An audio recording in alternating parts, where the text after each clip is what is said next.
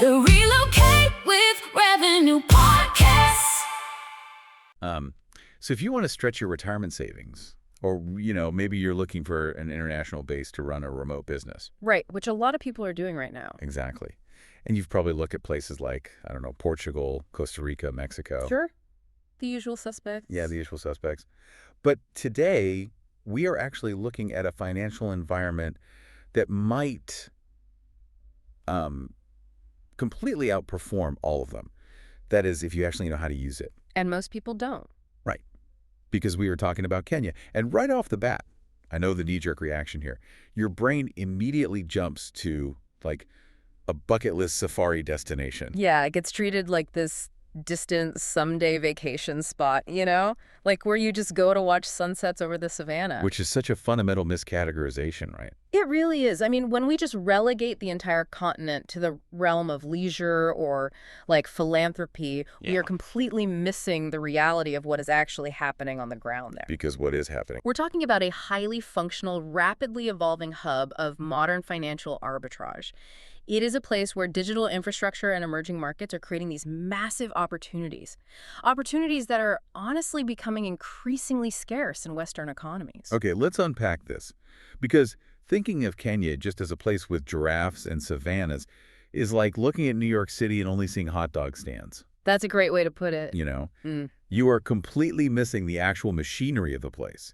So to understand that machinery, we are diving into this really comprehensive breakdown from Emerald. He's the founder of Relocate with Revenue.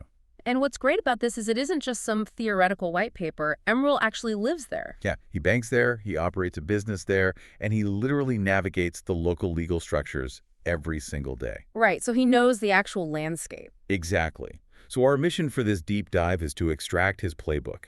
We want to see what happens when you treat relocation to Kenya not as, an extended vacation, but as a real strategic structural life move. And to do that effectively, we have to start by kind of tearing down the most pervasive myth about moving from a Western country to an emerging market. A cost of living myth. Yes. There is this assumption that your US dollar or your British pound or euro is just going to magically do 10 times the work. Oh, I hear that constantly. People hear low cost of living, and they envision this like 1 to 10 conversion rate on their entire lifestyle. Right, assuming they can just live like absolute royalty on pennies. Like they can drop their exact Western lifestyle into a new time zone, and it'll just suddenly cost a fraction of the price. But Emerald makes it explicitly clear, the infinite dollar is just a fantasy. So what's the reality then? In reality, your money is going to do roughly 3 to 4 times the work. And this is but that is conditional. Okay. It only does 3 to 4 times the work if you embrace what he calls selective arbitrage. Okay, let's define the mechanics of that. Because how does selective arbitrage actually play out when you go to buy groceries or you're trying to find a place to live? Well, it requires looking at the supply chain of your daily life. The things that are locally sourced and managed, that's where your dollar actually stretches. Makes sense. So housing, local agricultural produce, domestic health services, local transportation, those are incredibly affordable compared to Western standards. But then there's a flip side. A huge flip side. The moment you desire something that has to cross a border to get to you, so an imported electronic device, the newest smartphone. Or like a specific brand of European cheese, right? Exactly. If you want that specific French cheese or tuition at an elite international school, you completely lose your arbitrage advantage. Wow. The import taxes, the logistics, the premium markups, they all mean you will be paying prices very close to or sometimes even higher than what you would pay in London or Chicago. Okay, wait. If we talk about local affordability, a huge concern for anyone relocating is healthcare. Because if a specialist visit is a fraction of the cost, usually people assume that implies a massive compromise in, like, medical technology or the quality of care. Are we talking about substandard facilities here? Not at all. And that is really the brilliance of the arbitrage. Nairobi is a major medical hub for East Africa. Okay. Facilities like Aga Khan, Coptic Hospital, MP Shah, and Nairobi Hospital, they offer top-tier, globally accredited care. So why is it so much cheaper? Well, the reason a specialist consultation might cost, say, $50 instead of the $4,000 to $6,000 you might see billed out of pocket in the U.S., it isn't a lack of quality. Right. It is a lack of administrative bloat. It's a different approach to defensive medicine and malpractice insurance. And the pricing structure is just scaled to the local economic reality. That's incredible. But even with those lower local costs, Emerald still strongly advises securing international health coverage before you even board the plane, right? Yes, he does. Because the day-to-day care is highly affordable out of pocket. But if you face a catastrophic health event... Like something requiring a medical evacuation. Exactly. Or highly specialized prolonged care, you want that safety net. It is a fundamental setup task for literally any expat. You adapt to the local system for routine care to save money, but you absolutely maintain a global shield for worst-case scenarios. So you start aligning your consumption with the local realities. Yeah. You eat the local food, you utilize the local housing market, you leverage the domestic health care. Right. But keeping those costs low naturally leads to a very practical problem. How do you actually transact? Because if you're trying to avoid high fees and live locally, you can't just fly in and swipe your Foreign Chase Sapphire and Amex card for a cup of coffee. You absolutely cannot. The transaction fees and the poor exchange rates will just bleed your arbitrage dry. Right. And this brings us to what Emerald calls the financial nervous system of the country. You have to integrate into M-Pesa. Okay, and here's where it gets really interesting. Because when we talk about M-Pesa, Westerners tend to think of it as just another app, like PayPal or something. Yeah, that's a common misconception. But Emerald stresses that getting set up on M-Pesa isn't just an option for an expat who wants to be hip to the local culture. It is essential infrastructure. It's mandatory if you want to function. Yeah. If we try to map M-Pesa to a Western equivalent, it's almost impossible. It's like if Apple Pay, your primary bank account, Venmo, and the IRS tax portal all just merged into one flawless, unified system that literally everyone uses. To understand why it's so dominant, you really have to look at how it evolved. Developing nations often have this incredible advantage because they can leapfrog legacy systems. What do you mean by leapfrog? Well, the West spent decades building these massive infrastructures of physical bank branches, clearing houses, and, copper wire telecom networks. Right, a very physical, clunky system. Yeah, exactly. Kenya didn't have to rip out old infrastructure. They just bypassed it entirely. They built a frictionless digital economy directly onto mobile networks. Wow. Emerald points out that M-Pesa is how rent is paid. It's how businesses send official invoices. It's how you book a domestic flight. Wait, really? You book flights with it? Oh, yeah. How you pay a government fine and how you buy vegetables from a street vendor. It's everywhere. In a system with that much reach, sounds like it would require just a mountain of paperwork to navigate. But Emerald notes the learning curve is one single day. Yeah, it's incredibly intuitive. But transacting via mobile money is one thing, right? Storing wealth is another. How does this digital efficiency pair with actual traditional banking? This is where Emerald highlights a really fascinating contrast.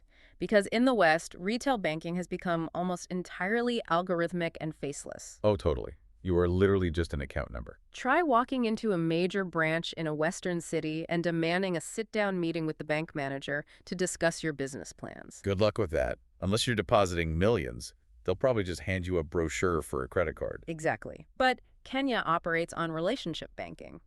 Regardless of the institution, you can build an actual face-to-face relationship with a manager who actually knows your name. That's wild. They understand your business trajectory, and they will advocate for you.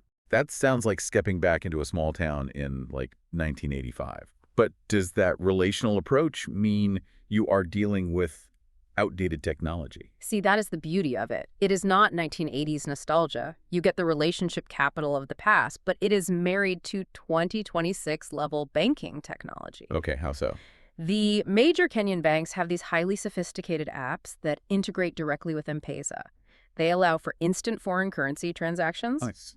often offering multi-currency accounts that are incredibly difficult to secure in your home country, and seamless international transfers. So no waiting around for wire transfers. Right. You aren't dealing with a 3-day wire transfer delay to pay a contractor. It happens instantly on your phone, backed by a manager you can actually call on their direct line. Okay, so you are living locally, you are transacting flawlessly on M-Pesa, and because of that selective arbitrage, your cost of living has plummeted. Right. So you have surplus capital. The obvious question is, how does the local Kenyan ecosystem actually allow you to protect and grow that surplus?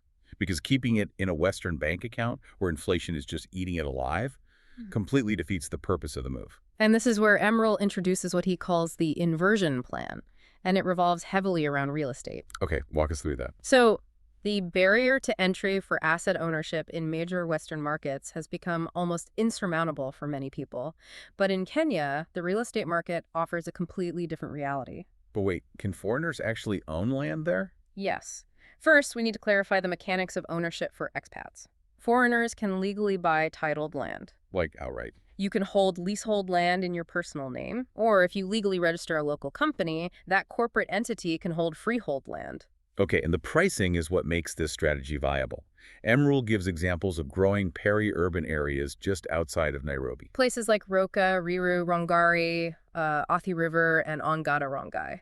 And what's the actual cost we're talking about for those areas? You can purchase an eighth of an acre in these areas for between $15,000 and $100,000 US. Wow. As he points out, $15,000 barely buys you a parking space in Miami or Melbourne today. Exactly. And the reason those peri-urban areas are so valuable is the infrastructure expansion. As Nairobi grows, highways and utilities are extending outward, which rapidly appreciates the value of that land. Makes sense. And this is the foundation of the inversion plan. In the West, your fixed income, say, a pension or Social Security, acts as a ceiling. Yep. It is the maximum you can afford to live on, and you spend your entire retirement basically playing defense, just trying to stay under that ceiling. But when you apply the selective arbitrage we just talked about, that exact same pension becomes your floor. Precisely. It covers your basic, highly affordable local living expenses. It secures your foundation. From there, you are free to build global digital income on top of it. Ah, I see. You take that remote income, instead of spending it on hyperinflated Western rent, you use it to buy appreciating physical land in these peri-urban areas. So you're building real equity. Yes. Eventually, you can use the appreciation of that land to fund a local enterprise. You completely flip the traditional script from a defensive posture of hoarding pennies to an offensive posture of asset accumulation. Okay, I have to stop you there, though, because buying land in an emerging market sounds incredibly risky to a standard investor. If the local real estate market crashes or there's an economic downturn, isn't my so-called floor suddenly wiped out? Emerald actually addresses this by contrasting physical assets with paper assets. Okay, what does he mean by that? If you hold your wealth in abstract financial instruments or volatile stocks, a market correction can literally erase your net worth overnight. It vanishes into the ether. Sure. Physical land is a tangible asset. Even if the immediate speculative value dips during a downturn, the land itself doesn't just disappear. Right, it's still dirt. Exactly. You can still build on it, you can lease it out for agricultural use, or you can develop residential rentals. It retains intrinsic utility, regardless of what a market ticker says. Okay, so you have this physical safety net, and let's say you followed the plan. You bought the land, it appreciated, and now you want to start a local business. Let's talk legal realities, because bureaucracy is usually where expat dreams go to die. What does the red tape actually look like? Well, the initial corporate setup is surprisingly efficient. The Kenyan government uses a digital portal called eCitizen. Okay. Registering a limited company and obtaining a company PIN takes roughly 3 to 5 business days. Wait, really? 3 to 5 days? Yeah. The process is streamlined specifically to encourage investment. But the trap isn't the local registration. The trap is the international tax liability. Right, because Kenya has progressive tax treaties with countries like the UK and Canada, but they do not have a comprehensive tax treaty with the United States or Australia. Which is a huge detail. Yeah. How does that actually impact the listener's wallet if they're coming from the US or Australia? Without a comprehensive tax treaty, you lack a legal referee between the two nations. Let's say you bring in remote income or draw from a U.S. pension. Okay. The Kenyan Revenue Authority looks at you, a resident utilizing their roads and infrastructure, and says, "We require our percentage of that income." Makes sense. Meanwhile, the IRS, which taxes based on citizenship regardless of geography, looks at that exact same dollar and says, "We require our percentage too." Yikes. Yeah. Without a treaty to dictate who gets what or to provide tax credits for what you've already paid to the other country, you face the very real threat of double taxation. Which means your arbitrage advantage basically vanishes entirely because you're paying two governments at once. Emerald says you absolutely must hire a professional tax planner before you leave. It is completely non-negotiable. Discovering a double taxation liability after you have already committed your capital is a devastating and honestly entirely preventable error. Okay, so you get the tax planner, you sort out the treaties, but then Emerald drops a piece of advice regarding business that feels completely paradoxical. Yeah, this surprises a lot of people. So what does this all mean? The guy who runs an organization literally called Relocate with Revenue is begging his audience not to start a local business when they first arrive. Why on earth would you move to an emerging market with booming potential and immediately just sit on your hands? Well, it comes down to the critical difference between recognizing an opportunity and actually being ready to execute on it.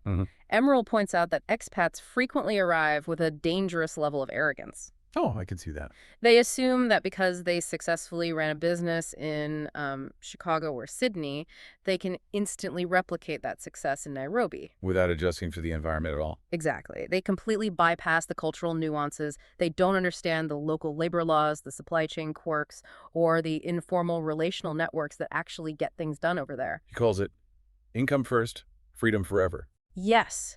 Start where you are. Build a remote digital income stream first. Use that remote income to fund your relocation, and then give yourself the gift of time. Time to actually figure out how things work. Exactly. You need time on the ground to understand the ecosystem and, most importantly, the people. When you have achieved true cultural fluency, the local business opportunities will reveal themselves. And you will actually have the contextual knowledge to succeed rather than just burning through your capital in the first year. That is incredibly grounded advice. Yeah. But here is the reality check, right? You can have the remote income flowing, you can have your tax treaties perfectly navigated, you can have M-Pesa on your phone. Everything set up perfectly. Exactly. And none of it matters if you get there and you are completely miserable, if you are isolated, or if you are so paralyzed by the fear of the unknown that you never even pull the trigger to begin with. Yeah, the psychological barriers are consistently higher than the logistical ones. The fear of isolation is paramount. People assume they will be stranded in a foreign culture with no support system. But Emerald makes it clear that Nairobi is a massive multicultural hub. You aren't moving to some isolated outpost. There is a deep weave of local Kenyans, global expats from Europe, Asia, and the Americas, and a really large diaspora community returning home. Right, but while that expat community is comforting, Emerald emphasizes a much deeper point about integration.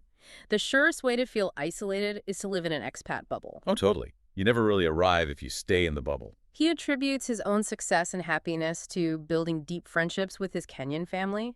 True integration means valuing the local culture above the comfort of imported familiarity. And then there is the other psychological barrier, the paralysis of waiting. Oh, this is a big one. People treat relocation as a hypothetical future project. They say, I'll move when the market corrects, or I'll move when I completely understand the tax code, or I'll move when my kids are fully settled. Emerald has a pretty brutal observation about this. He says the people who waited, well, they're still waiting. Because perfect certainty is just an illusion. You cannot map out a cross-continental life change with absolute precision. Emerald captures this perfectly when he states that Kenya is a destination for the decided, not the certain. I love that distinction. It is completely impossible to be 100% certain about how an international move will play out. There are simply too many variables. Way too many. But you can decide that you are going and decide that you possess the resilience to figure out the variables once you hit the ground. It really forces you to ask, have we just been using the pursuit of certainty as a sophisticated excuse to never take action? Well, Emerald recognizes how easy it is to hide behind endless research. We watch 100 YouTube vlogs and trick ourselves into thinking we are making progress. Right. So to cut through that, he created the Readiness Mirror. What's that? It's an AI tool within his relocation toolkit. You plug his prompt into Claude, ChatGPT, or Gemini, and it actively interrogates your readiness. Interrogates. What does this AI actually ask you? Is it just crunching your budget? Oh no, it goes much deeper than the budget. It poses high-stress, situational scenarios designed to break your assumptions. Give me an example. For example, it might prompt you with, your power just went out, your backup generator has failed, and you have a critical remote client presentation in 10 minutes. What is your immediate reaction? Oh, wow. If your answer is, I would completely lose my mind, the AI is going to flag you. Exactly. It might ask you how you handle differing cultural concepts of time and punctuality, or how you plan to navigate days when the internet infrastructure drops. It's forcing you to confront your own rigidity. Right. It holds up a mirror to your biases and excuses before you spend a single dime on a flight. It proves whether you were actually decided or if you're just daydreaming.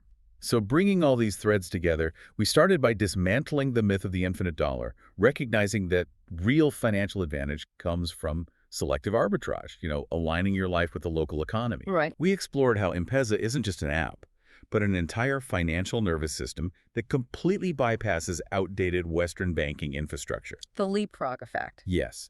And then we unpacked the wealth inversion plan, where a modest pension becomes a floor to build wealth upon through accessible real estate rather than a ceiling you cower beneath. Which is huge. And finally, we face the reality that you must secure your remote income first, navigate the tax tug of war, and arrive as a decided individual ready to adapt, rather than an arrogant planner demanding certainty. It really is a phenomenal blueprint. Emerald's offering a lens that strips away the safari stereotypes and reveals a serious structural environment for life building. It really is. But if we connect all of this to the macro perspective, it leaves you with a very profound question about how we calculate risk in the modern era. Okay, let's hear it. We have been conditioned to view emerging markets as inherently risky.